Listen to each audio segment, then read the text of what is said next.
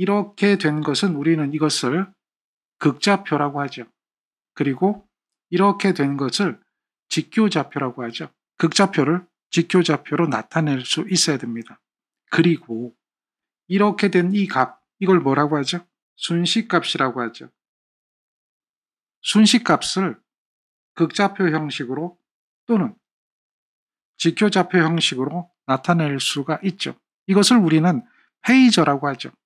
그래서 여러분들은 페이저 표현에 대한 개념을 알고 있어야 합니다.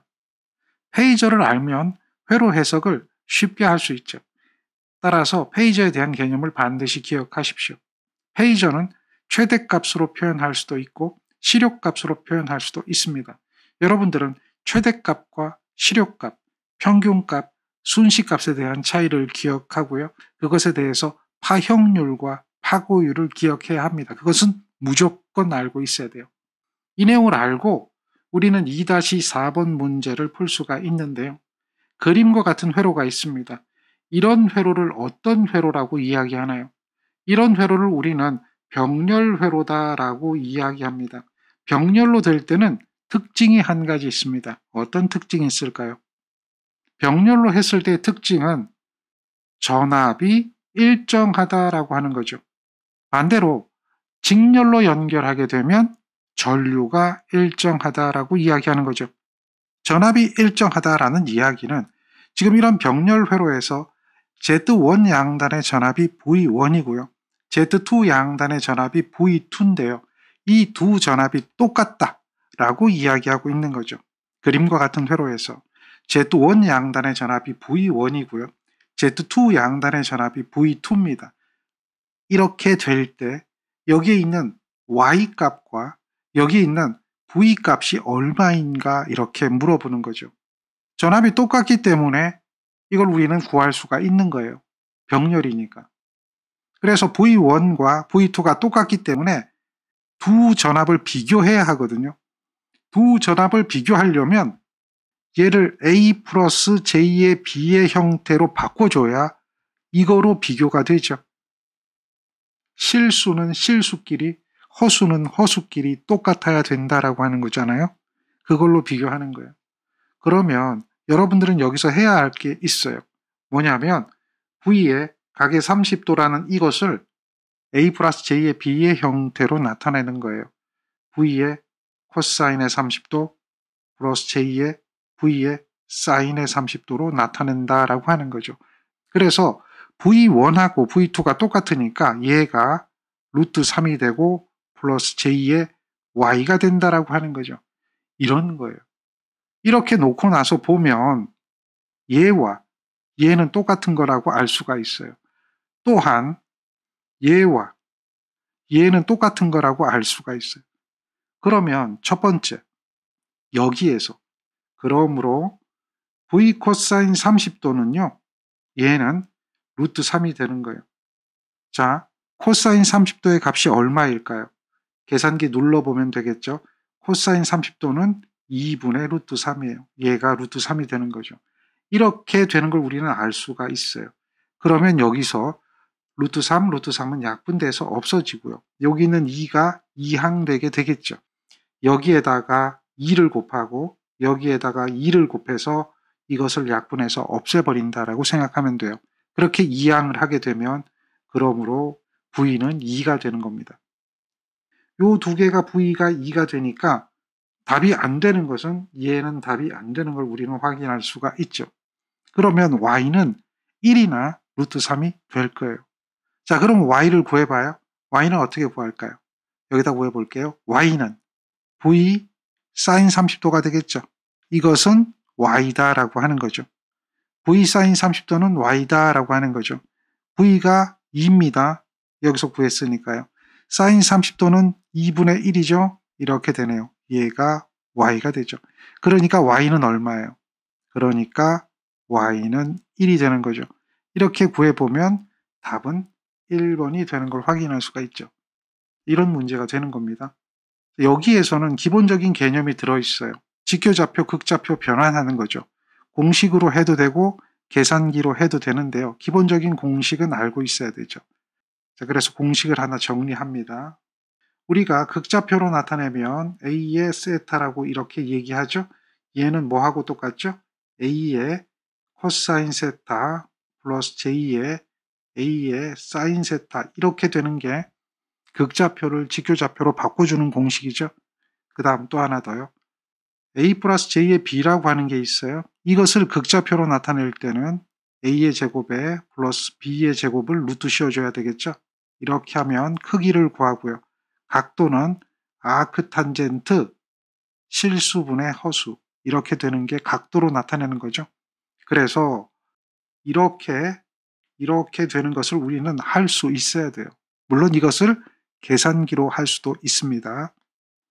이 내용이 이 문제에 들어있는 겁니다. 자, 이런 것들을 이용해서 역시 이 문제를 해결할 능력이 생깁니다. 그림과 같은 회로가 있습니다. 전압이 있고요. 여기 전압이 이렇게 주어졌네요.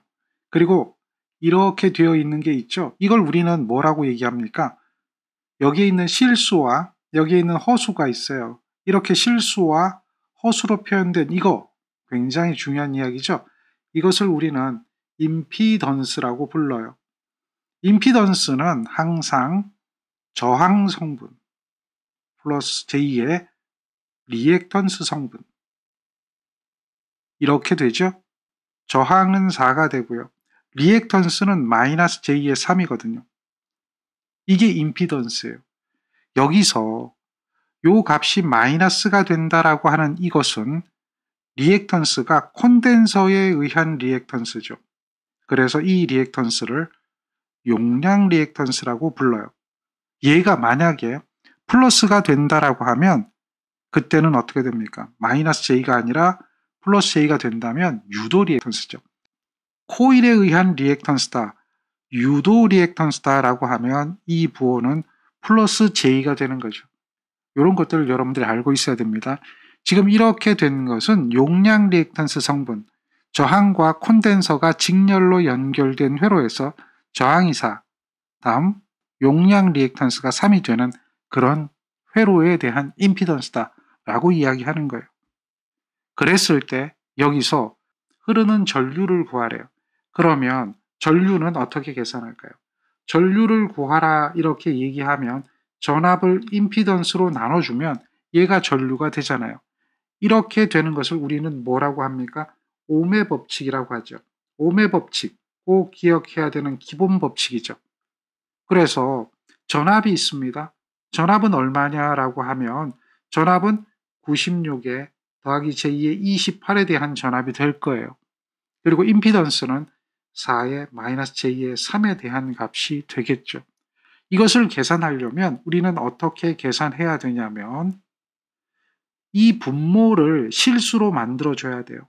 그래서 여기 4 마이너스 J의 3이라면 여기에 4 플러스 J의 3을 곱해주는 거죠. 분자 분모에 4 플러스 J의 3을 곱해주는 거예요. 공액복소수를 곱해서 분모를 실수로 만들어주고 그 다음 분자는 계산해야 되겠죠. 이것을 계산을 해주는 겁니다. 그래서 그 계산하는 값이 이렇게 나오는 거거든요. 자, 이걸 마저 계산하면 얘는 전개하면 플러스 마이너스는 없어지거든요. 그래서 결국은 4의 제곱과 3의 제곱만 남아요. 그리고 얘를 전개해야 되겠죠. 전개하면 96 곱하기 4가 될 거고요. 더하기 J에 96 곱하기 3이 되겠죠. 이렇게 되는 거 확인할 수 있죠. 요것만 있는 게 아니에요. 얘와 얘를 곱한 거고요. 얘와 얘를 곱한 거죠. 그 다음 28과 4를 곱해줘요. 다음 더하기 J에 28과 4를 곱해주는 거죠. 그리고 요것과 요것을 곱해주면요. 얘는 J의 제곱은 얘는 마이너스 1이 되거든요. 마이너스 1이 되니까 플러스 J를 곱하면 마이너스 1이 되고요. 거기에 28 곱하기 3이 되죠. 이렇게 되어서 실수는 실수끼리, 허수는 허수끼리 각각 계산을 해줘야 되겠죠. 그래서 이걸 계산하면 얘가 25분의가 될 거고 실수끼리 더하면 허수끼리 더하면 그러면 이런 형태가 되거든요. 요거를 25분의 세모, 25분의 네모를 하면 12에 더하기 16이 나온다. 이렇게 되는 거예요. 이걸 여러분들이 계산을 할 거냐. 계산기를 쓰더라도 이렇게 계산하면 굉장히 어렵습니다. 계산 못합니다. 이런 과정을 통해서 계산한다라고 하면 이 문제는 풀지 않아야 되는 문제가 맞습니다. 여기에서 바로 여러분들은 이렇게 답을 찾아낼 수가 있습니다. 그걸 활용해야 되겠죠. 그게 뭔가요? 계산기를 활용하면 충분히 할 수가 있다는 거죠. 자, 계산기에다 한번 입력을 해볼게요. 요것을 그대로 입력하면 얘가 나옵니다. 입력할 때는 계산기 모드가 컴플렉스 모드에 설정이 되어 있어야 합니다. 모드를 눌러서 컴플렉스 복소수를 선택해서 계산기의 컴플렉스가 여러분 계산기는 여기에 떠 있겠죠? 그렇게 표시가 될 수 있도록 만들어 놓고요. 그리고 나서 분수 누릅니다. 그리고 96 누르고요. 더하기 누르고 그 다음 28이죠. 전기는 앞에 붙어 있지만 수학은 뒤에 붙어 있습니다. 그래서 28을 먼저 누르고 그 다음 전기는 J지만 수학은 I입니다. 계산기는 수학이죠. 그래서 I를 눌러주면 되는데요. 이렇게 하면 입력이 된 겁니다. 그리고 밑으로 내려서 4 누르고요. 마이너스 3 누르고 거기에 허수를 한 번 더 누릅니다. 이렇게 하고 는을 누르면 크기와 각도가 나옵니다. 크기는 20이고 각도는 53.13이라고 나오죠. 이것을 2번 단추 위에 복소수라고 하는 기능이 있는데요. 이 기능을 이용합니다. Shift를 누르고 2번을 누르는 거예요. 그래서 크기와 각도로 표시할 것이냐, 실수와 허수로 표현할 것이냐를 찾아서 실수, 허수로 표시하게 되면 이렇게 나오는 걸 알 수가 있죠. 12, 16의 i라고 나옵니다. 이 값이 이렇게 되는 걸 확인할 수가 있습니다. 계산기를 활용하면 조금 더 쉽게 이 문제를 해결하는 겁니다. 우리는 이런 계산기를 활용할 줄 알아야 합니다. 자, 여기서 보면 아까 20에 53.13이죠? 요겁니다. 요거를 그대로 계산하면 20의 각도에 53.13인데요. 얘는 12에 더하기 제2의 16이 된다라고 하는 거죠. 이것도 여러분들은 할 수 있는 겁니다. 20의 코사인 53.13을 하면 12가 나오는 거고 20의 사인에 53.13을 하면 16이 나오는 겁니다. 그 얘기하고 똑같은 겁니다. 그런데 계산기를 이용하니까 그대로 답이 나오는 걸 확인할 수도 있는 겁니다. 이렇게 계산기를 활용해서 이런 문제들을 다 풀 수 있도록 연습을 하셔야 됩니다. 어떤 분은 이런 문제 나오면 야, 이런 거 계산하지 마, 너무 복잡해, 안 하는 거 맞아 라고 이야기하지만 옛날에는 그랬습니다. 안 하는 거 맞습니다. 그러나 지금은 계산기가 되니까 입력만 하면 답이 나오는데 이렇게 정확하게 답을 맞출 수 있는데 이걸 왜 안 합니까? 무조건 할 수 있어야 하는 문제가 됩니다. 어떤 문제든 복소수를 이용하면 간단하게 해결할 수가 있습니다. 이런 것을 우리는 뭐라고 얘기하냐면 복소수를 이용한 교류회로 해석이라고 부릅니다. 어느 기준 벡터에 대해서 30도 앞선 200V가 있습니다. 그리고 90도 뒤진 200V가 있습니다. 그랬을 때 두 전압의 위상 차는 얼마일까요? 라고 물어봅니다. 이것을 우리는 어떻게 표현하냐면 200V인데 30도 앞섰다 라고 이야기합니다. 200V인데 90도 뒤졌다라고 이야기합니다. 차이점은 무슨 차이점이 있을까요? 여기는 플러스, 여기는 마이너스입니다. 그 두 전압의 차를 구하라 그랬습니다. 이 두 전압의 차는 이렇게 물어봤거든요. 빼기 하라는 얘기죠. 그러니까 차전압은 200V에 30도와 빼기 200V에 마이너스 90도가 되는 거죠. 이거 계산하라는 얘기입니다. 그러면 답이 나온다는 얘기죠. 이거 어렵게 생각하지 마세요. 그대로 입력만 하면 되겠네요. 자, 여기서 각도라는 것을 입력해야 되는데 각도는 여기 있습니다. 요걸 누르면 되죠. 그냥 누르면 마이너스 나옵니다. 그래서 Shift 누르고 눌러야 각도가 된다는 걸 알 수가 있습니다. 그렇다면 200에 Shift 각도 누르고 30입니다. 빼기 하고요. 200에 Shift 각도 누르고 마이너스 90입니다. 여기서 마이너스는 조그만 걸 눌러야 되지 요거 누르면 안 돼요. 요거는 마이너스, 요거는 빼기입니다. 빼기 누르는 게 아니라 마이너스를 눌러야 됩니다. 그렇게 해서 마이너스 90 이렇게 하게 되면 우리는 이렇게 나옵니다. 346의 각도가 60도입니다. 이렇게 나오면 Shift 2번 눌러서 A 플러스 J의 B를 선택하게 되면 이렇게 나옵니다. 173.2에 300의 허수, 173.2에 다음 더하기 J의 300 이렇게 되는 것을 알 수가 있습니다. 자, 얘는 100으로 묶어내면 1.732에 더하기 J의 3이 되는 거죠. 이것과 똑같은 걸 찾아보면 얘가 답이 되는 걸 확인할 수가 있습니다. 계산기만 그대로 눌러주면 간단하게 답이 나오는 겁니다. 이겁니다. 이런 문제 버립니까? 아니죠. 이런 문제 버리면 안 되는 겁니다. 자, 여기 나오는 이야기가 있습니다. 이 이야기는 기본적으로 알아야 되는 아주 기초적인 것들입니다. 교류 회로에는 세 가지 소자가 있습니다. 세 가지 소자가 있는데요. 그 세 가지 소자의 대표적인 게 저항입니다. 저항은 단위가 옴이라고 이야기하는 거죠. 또 하나의 소자는 L입니다. L의 단위는 헨리라고 하는데요. 이것을 우리는 인덕턴스라고 부릅니다. 인덕턴스가 있고요. 그 다음 또 하나는 C가 있습니다. 단위가 페럿이죠. C는 커패시턴스라고 합니다. 옴이고 헨리고 파라드입니다. 옴의 법칙을 적용하려면 L과 C는 옴의 법칙이 적용이 되지 않습니다. 그래서 우리는 이 L과 C를 리액턴스라고 하는 걸로 만들어줘야 됩니다.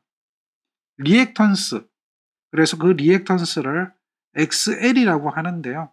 이 XL은 오메가 L이 됩니다. 2파이 FL이 되겠죠.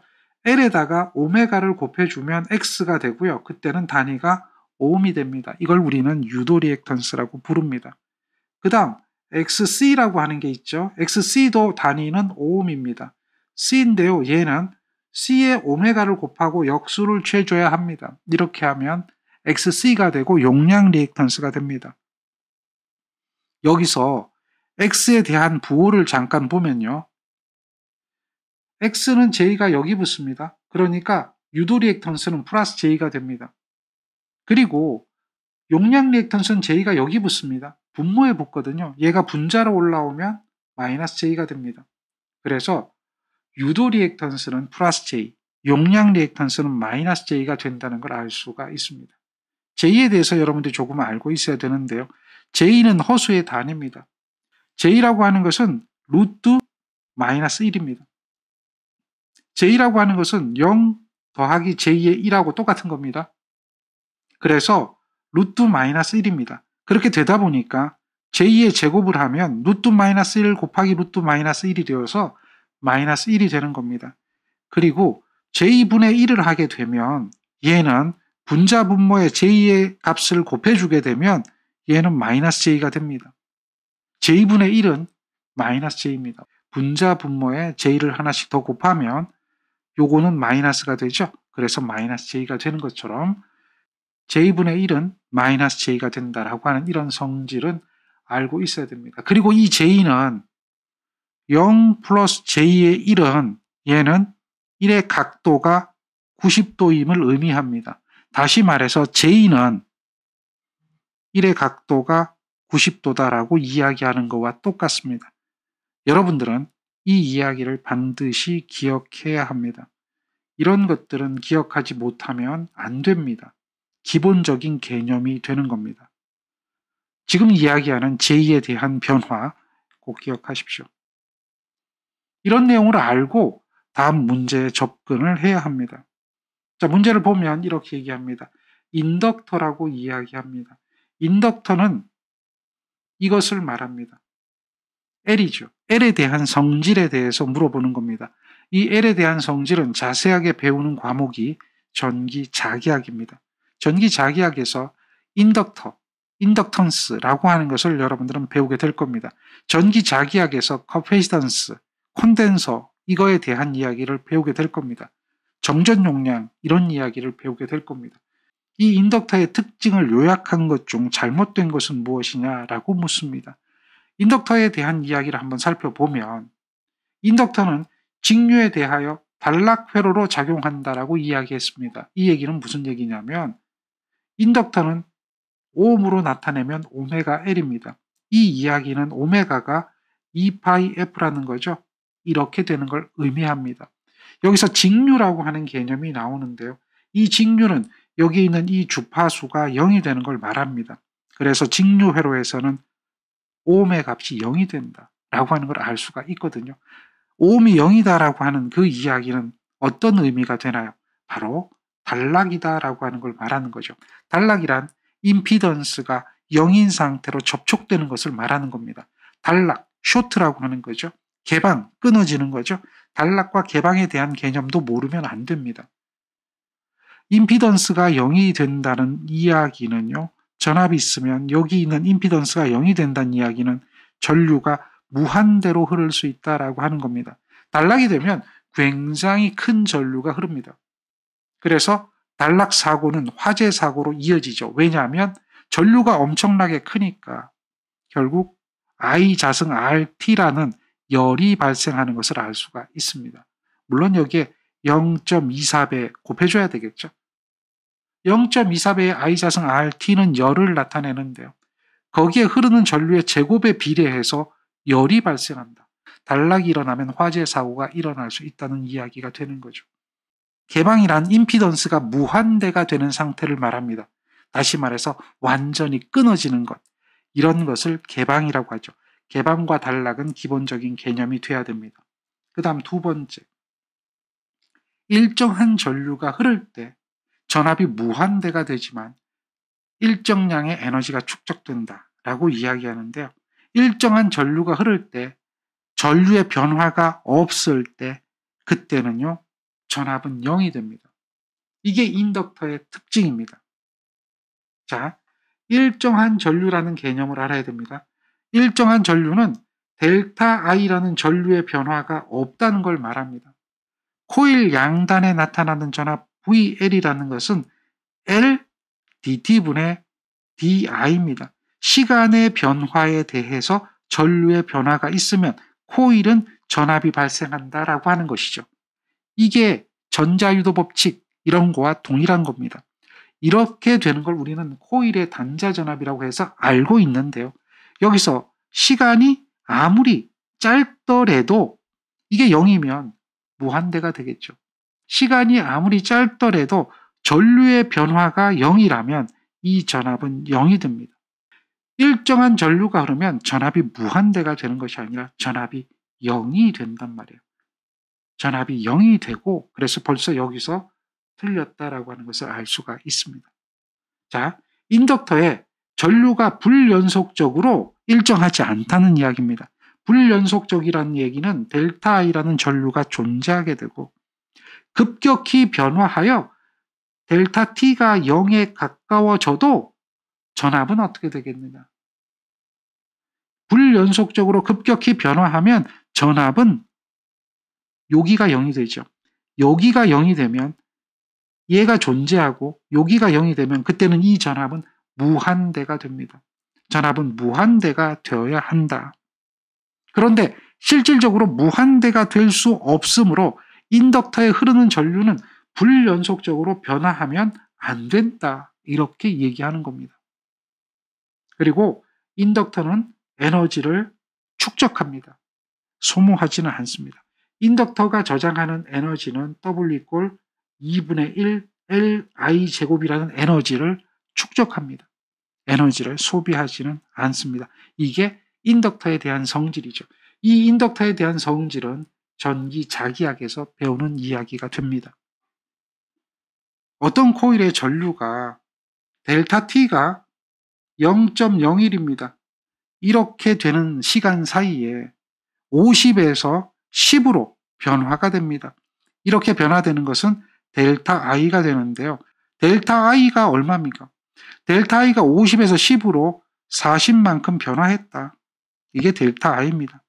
이런 델타 I가 전류의 변화량이 감소하는 변화로 40만큼 생겼다. 그때 전압이 20V입니다. 기전력이 발생한다라고 이야기하죠.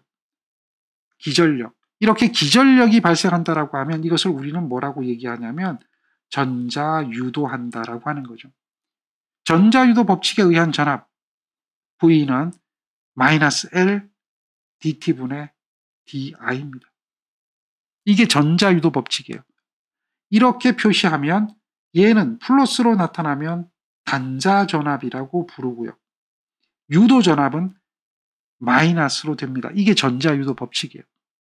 전류의 변화를 방해하는 방향으로 기전력이 만들어진다. 패러데이, 렌츠, 노이만의 법칙에 대한 이야기가 됩니다. 여기에서 전압이 20V가 유도됐는데 마이너스다. L은 얼마인지 모르는데 시간은 0.01인데 변화가 마이너스 40만큼 생겼다. 라고 하면 여기서 L의 값은 어떻게 될까요? 이 L의 값은 여기에 0.01을 곱하고요. 0.01을 곱하면 됩니다. 그래서 이 L을 없애버리면 되겠죠.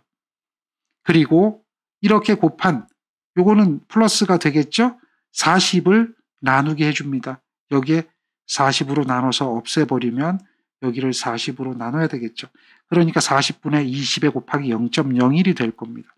그렇게 계산해보면 여기서 L의 값이 얼마가 나오냐면 얘는 5 곱하기 10의 마이너스 3승 헨리가 나온다라고 이야기할 수가 있는 거죠. 마이너스 3승은 무엇을 의미합니까? 미리를 얘기하는 거죠. 미리는 마이너스 3승, 마이크로는 마이너스 6승. 기억합니까? 미리, 마이크로, 나노, 피코, 키로, 메가 이런 거 기억하죠? 미리는 마이너스 3승입니다. 그래서 5미리 헨리가 됩니다. 5미리 헨리. 얘가 답이 되는 걸 확인할 수가 있는 거죠. 전자유도 법칙은 전기 자기학에서 배우는 이야기가 될 겁니다.